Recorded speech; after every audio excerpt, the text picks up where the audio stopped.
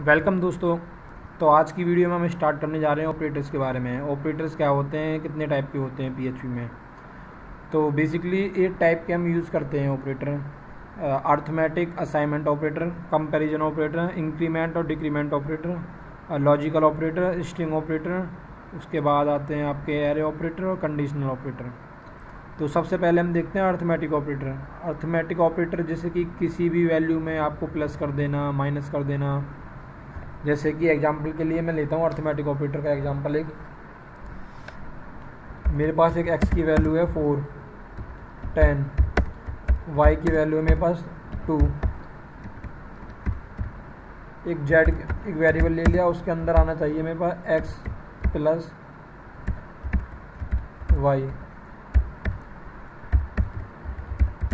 तो मैं z को प्रिंट करा के चेक कर लेता हूँ, ये 12 हो गया। तो इसी तरह से प्लस कर सकते हो आप, माइनस यूज़ कर सकते हो। माइनस करूँगा तो कितनी आ जाएगी, ये 10। तो प्लस माइनस, ये ट्रिपल इक्वल टू मैं बताता हूँ ये किस लिए यूज़ करते हैं, आप ये देख लो।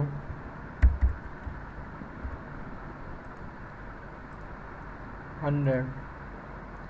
तो इसने क्या करा, x की वैल्यू 10 है तो ये क्या करता है 10 की पावर, ऐसे करके आप यूज़ करते हो ना,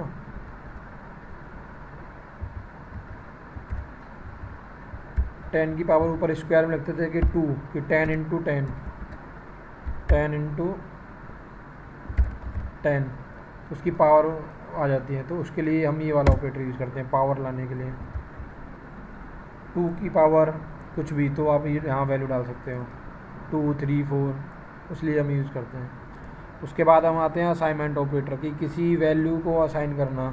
जैसे मान के चलो मेरे पास अभी y की वैल्यू नहीं है, तो मैं क्या करता हूँ y में x की वैल्यू को असाइन कर देता हूँ। और अब मैं चेक करा लेता हूँ y,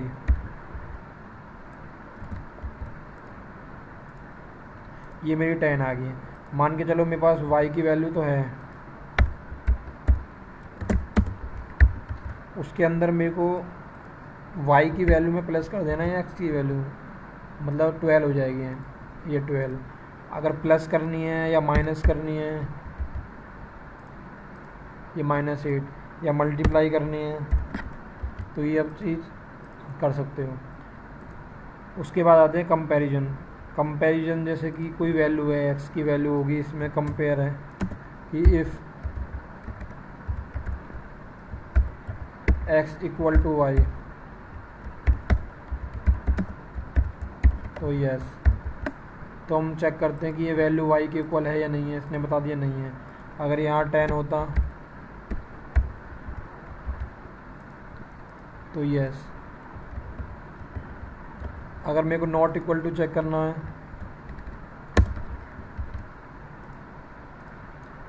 बिल्कुल सही, नॉट इक्वल टू है। अब इसमें एक होता है ट्रिपल इक्वल टू, 1, 2, 3। ये क्या चेक करता है, मान के चलो यहाँ पे वैल्यू 1 है और यहाँ पर भी वैल्यू 1 है, तो इसने यस दे दिया। ये चेक करता है कि ये वैल्यू इक्वल है, साथ में इसका डेटा टाइप भी, तो ये दोनों इंट है। मैं मान के चलो यहाँ पे मैं ट्रू कर देता हूँ। तो आपको मैं बता देता हूँ कि ट्रू का मतलब होता है 1 और फॉल्स का मतलब होता है 0। अगर कहीं ट्रू या फॉल्स है तो उसको अब मतलब डिजिट में मान सकते हो 1 है और 0 है। तो अगर मैं यहाँ पे ये देख लो, हटा देता हूँ, इक्वल हटा देता हूँ, तो ये मान के चलना 1 इक्वल 1, तो यस। लेकिन अगर मैं ट्रिपल लगा देता हूँ मैं, तो आप ये मानना कि ये डेटा टाइप भी चेक कर रहा, तो जबकि x का डेटा टाइप है इंटीजर और y का डेटा टाइप है बूलियन, तो इसलिए ये आ जाएगा नो, प्रिंट ही नहीं हुआ। ठीक है दोस्तों। अब आते हैं इंक्रीमेंट डिक्रीमेंट। इंक्रीमेंट वही प्लस प्लस, मतलब कुछ इंक्रीमेंट करना है किसी x की वैल्यू में या माइनस करना है। फिर आता है लॉजिकल एंड और। एंड और जैसे कि x की वैल्यू इक्वल होनी चाहिए 1 एंड y की वैल्यू इक्वल होनी चाहिए 2, तो ये यस आना चाहिए। मैं 2 लग देता हूँ ये। अगर और लगा दिया, और मतलब कि y की वैल्यू 1 हो और x की वैल्यू 2 हो, मतलब इन दोनों में से कोई भी एक कंडीशन सेटिस्फाई करेगी वो आ जाएगा यस। अगर यहाँ में से कोई सी भी कंडीशन सेटिस्फाई नहीं करेगी तो कुछ भी नहीं आएगा। उसके बाद आता आपका लॉजिकल बता दिया मैंने, sorry, string operator.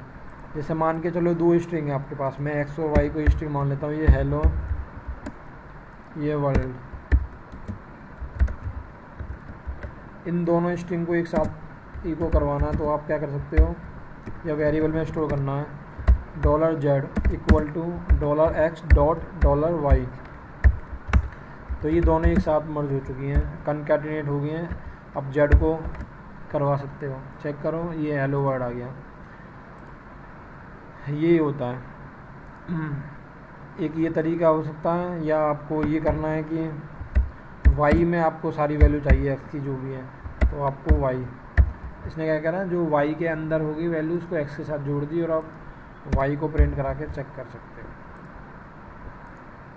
World hello, तो y की वैल्यू थी वर्ल्ड, तो वर्ल्ड के साथ इसने x हेलो को भी जोड़ दिया तो पीछे आ गया वो।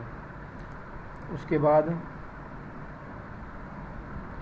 स्ट्रिंग एरे ऑपरेटर सेम इसी की तरह काम करते हैं, जैसे मैंने बताया था कंपैरिजन ऑपरेटर की तरह, कि not equal to, triple equal to. फिर आता है कंडीशनल असाइनमेंट ऑपरेटर, ये थोड़ा अलग है, ये टर्नरी ऑपरेटर है।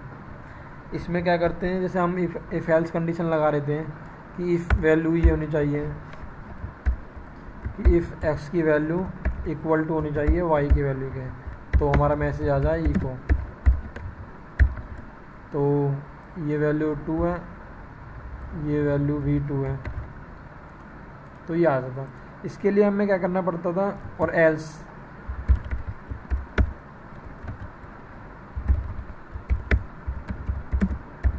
नो,